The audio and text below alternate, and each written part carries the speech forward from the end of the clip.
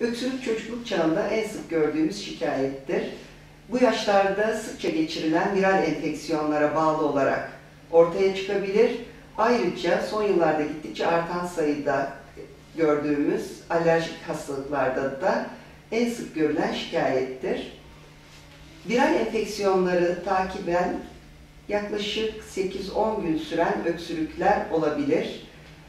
Başka şikayeti yoksa, çocuğun ateş yoksa, öksürük gittikçe azalan bir seyir gösteriyorsa sorun yoktur. Ancak öksürük devamlılık gösteriyorsa, gece öksürükleri, gece nöbet yapan öksürükler şeklindeyse, 1-2 haftayı geçen öksürükler şeklindeyse ve ailede de alerjik hastalıklar tanımlanıyorsa, alerji açısından bu çocukların değerlendirilmesi gerekir.